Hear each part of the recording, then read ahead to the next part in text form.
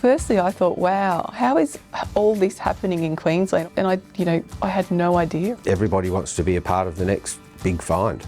What we had here wasn't just about Winton. It wasn't just about regional Queensland. We know that it's a significant Australian heritage asset. Who would have thought I'd actually be playing a role in trying to help insure one of the most significant discoveries in Australia?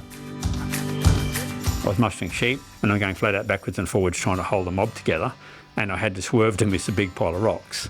And that big pile of rocks, even at the pace I was going, I recognised that texture of that stuff. That's not an ordinary rock. I knew that they were dinosaur bones. You knew there's nothing like it around here today, and you could see the texture of that bone was bone, but the shape wasn't. When we went back, we had a really good look around, and there was some really nice, beautiful big pieces of bone. We took them all home. They were on the ping pong table in their house for 2 years. My wife Judy and I, we put them all together and what we could. And that was it really, until I had a paleontologist come along.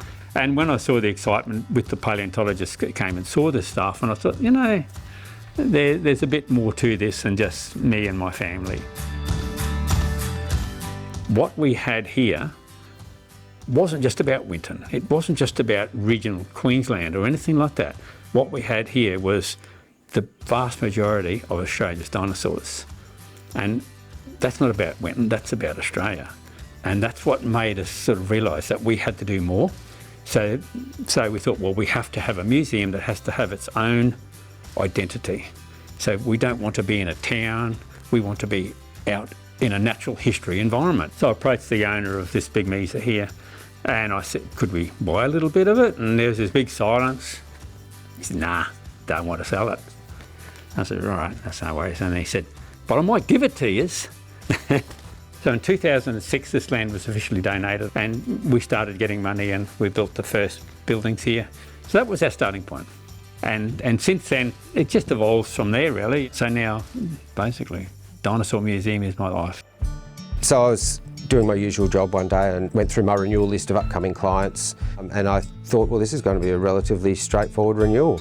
It wasn't until government grants had been received and further construction projects had taken place and the values started to increase that we then got into a situation where the holding insurer decided that it exceeded their limits and they were no longer prepared to offer renewal on it.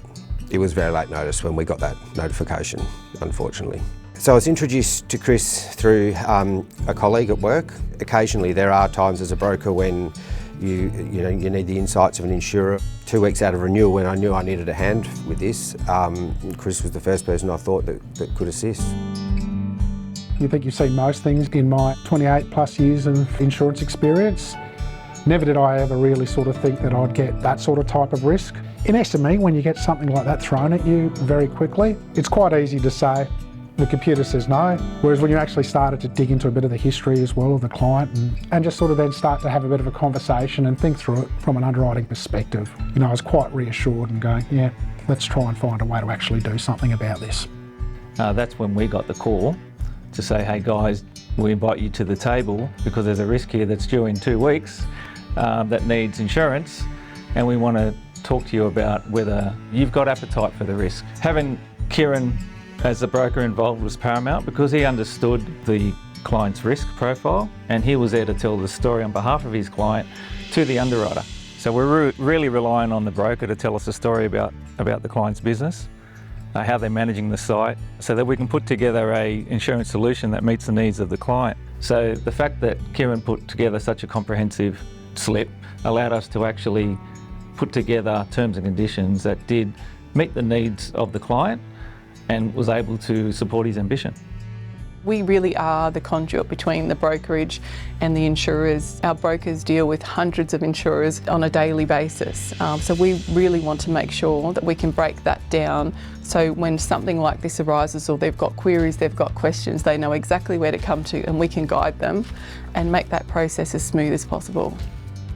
It's very important to surround yourself with people who are smarter than yourself. I don't know anything about insurance, but you have to have people that you can trust, that you can talk to, that understands you, but they can go and sort it out for you, because I can't. It's sort of beyond me. I'm not that type of person either. I think, oh, right, insurance sorted, good, done. So you need those people to advise you on what to do. We can't insure ambition without brokers. And because they have a deep knowledge of the client's business, they know their goals, they know their aspirations, they know their ambitions. So we've got to work hand in hand with the broker in order to deliver products and services which protect the business, but it also nurtures client ambition.